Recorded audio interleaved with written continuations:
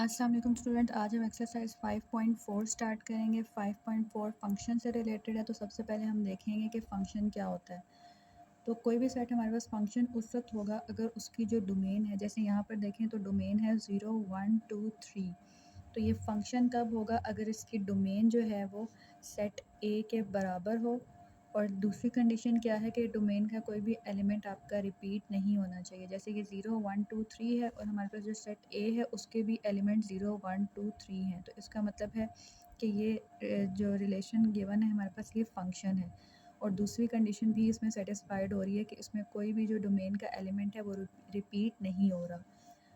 तो फंक्शन हम लोग डोमेन से चेक कर लेते हैं। और इसके बाद जो हमारे पास चीज़ आती है वो है टाइप्स ऑफ फंक्शन। अब फंक्शन के हमारे पास डिफरेंट टाइप्स हैं, उनको हम लोग एक एक करके देख लेंगे। और टाइप्स जो हैं वो हम रेंज से बता सकते हैं क्योंकि उसमें हमने सेट बी को देखना होता है।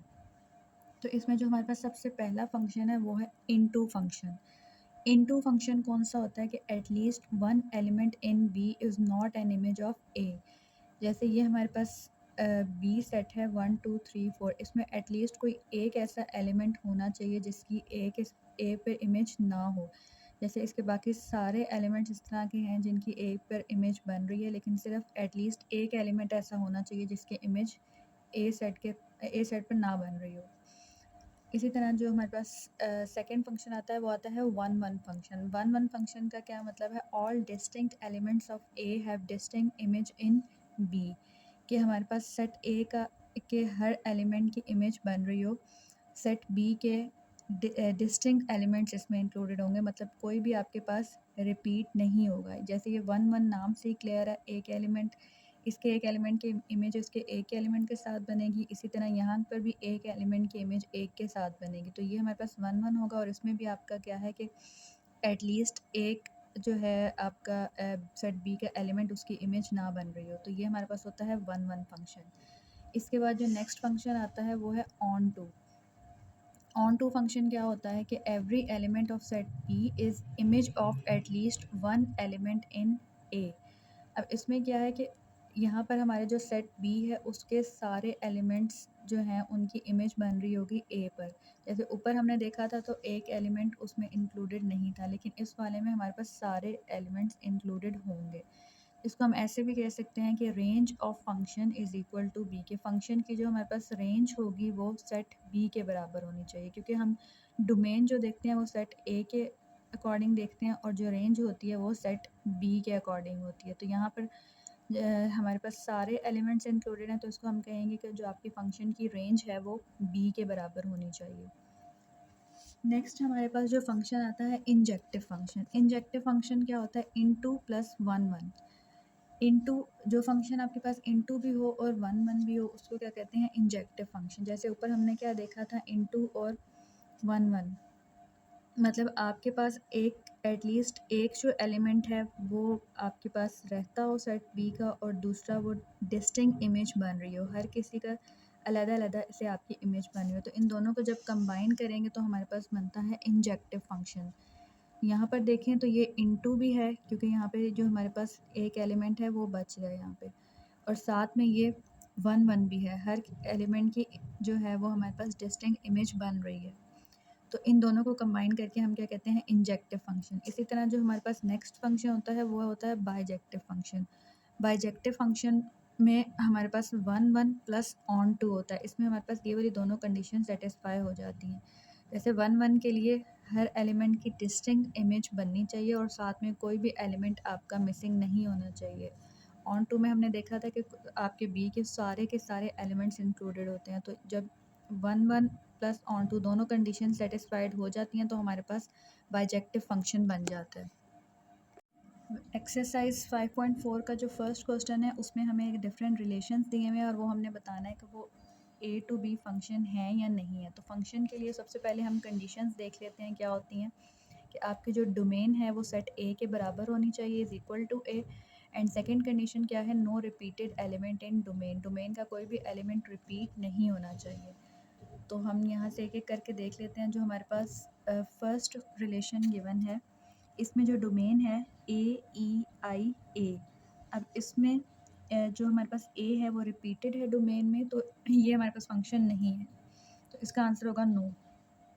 इसी तरह जो सेकंड है उसकी जो डोमेन है ए ई आई, और हमारे पास जो सेट ए गिवन है वो भी ए ई आई है, तो ये हमारे पास फंक्शन है।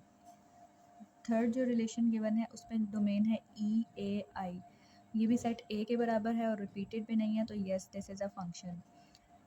नेक्स्ट में जो डोमेन है ए ई, इसमें ए रिपीट हुआ है तो इस वजह से ये भी फंक्शन नहीं है।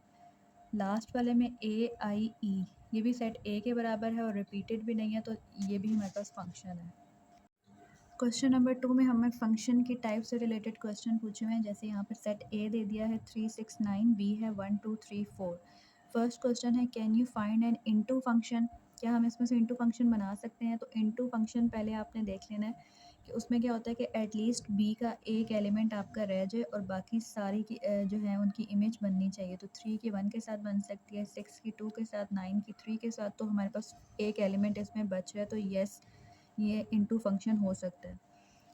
नेक्स्ट है can you find an onto function. अब ऑन टू फंक्शन के लिए क्या नेसेसिटी था कि आपके बी के सारे एलिमेंट्स इंक्लूडेड होने चाहिए, लेकिन यहाँ पर हम देखें तो 3 का 1 के साथ, 6 का 2 के साथ, 9 का 3 के साथ, तो यहाँ पर 4 जो है वो हमारे पास रिमेनिंग रह जाता है, तो ये इसका ऑन टू फंक्शन नहीं बन सकता, तो इसका आंसर नो होगा।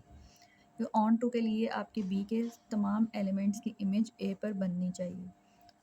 इसी तरह जो सी है can you find a one one function. अब वन वन फंक्शन क्या होता है कि हर किसी की डिस्टिंक्ट इमेज आपकी बन रही हो, 3 की 1 के साथ, 6 की 2 के साथ, 9 की 3 के साथ, और उसमें एक रिमेनिंग आपका रह भी सकता है, तो ये yes. Can you find an injective function. अब इंजेक्टिव फंक्शन कौन सा होता है? जो इनटू भी हो और वन वन भी हो। तो अगर जैसे यहाँ पर हमने कहा कि ये इनटू भी है और वन वन भी है, तो हमारे पास ये दोनों कंडीशन सेटिस्फाइड हैं, तो इंजेक्टिव फंक्शन बन सकता है, yes. Can you find a bijective function. Bijective function क्या होता है? जो ऑन टू भी हो और वन वन भी, तो यहाँ पर ये ऑन टू नहीं है, वन वन है, तो एक भी कंडीशन अगर फॉल्स हो जाए तो इसका आंसर नो होगा, क्योंकि ये ऑन टू नहीं बन रहा, वन वन बन रहा है लेकिन ऑन टू नहीं बन रहा, तो इस वजह से ये बायजेक्टिव फंक्शन नहीं है। क्वेश्चन नंबर 3 में सबसे पहले हमने ये आइडेंटिफाई करना है कि ये रिलेशन हमारे पास फंक्शन है या नहीं, और अगर ये फंक्शन है तो फिर ये उसकी हमने टाइप आइडेंटिफाई करनी है। तो सबसे पहले जैसे हमारे पास रिलेशन गिवन है 3 1 6 2 6 3, तो पहले हमने देखना है ये फंक्शन है या नहीं, उसके लिए हम डोमेन चेक करेंगे। डोमेन क्या है? 3 6 6। अब इसमें 6 जो है वो रिपीट हो रहा है, तो this is not a function. Next जो है उसमें हमारे पास जो इसकी डोमेन है 9 6 3, सेट ए में भी हमारे पास यही एलिमेंट्स हैं और ये रिपीटेड भी नहीं है, तो दिस इज़ अ फंक्शन। फिर हमने इसकी टाइप आइडेंटिफाई कर लेनी है कि ये कौन सी टाइप है। अब इसमें हमने टाइप आइडेंटिफाई करनी है। यहाँ पर हम देखें तो सेट ए के साथ जो बी के हमारे पास इंक्लूडेड हैं 1 2 2, 3 हमारे पास रिमेनिंग है, मतलब एक एलिमेंट बच गया, तो ये हमारे पास होगा इनटू फंक्शन। नेक्स्ट में जो हमारे पास डोमेन है 3 6 9, वो इक्वल टू ए है और रिपीटेड में ही नहीं है, तो ये फंक्शन है। अब ये कौन सा फंक्शन है वो हम चेक कर लेंगे। तो इसमें जो बी के हमारे पास एलिमेंट्स हैं वो है 3 1 2, मतलब बी सेट कंप्लीट इंक्लूड है, आपकी जो रेंज है वो बी के बराबर है, तो एक तो ये वन वन फंक्शन भी बनता है कि सबकी डिस्टिंक्ट इमेज है अलग अलग सबकी, साथ में ये ऑन टू भी है कि आपकी जो रेंज है वो बी के बराबर है, बी के सारे एलिमेंट्स इंक्लूडेड हैं, तो इस वजह से इसको हम बाइजेक्टिव फंक्शन कहेंगे। क्वेश्चन नंबर 4 में हमें ए और बी सेट्स गिवन है और हमने इसमें से दो बाइजेक्टिव फंक्शंस बना लेने हैं फ्रॉम ए टू बी।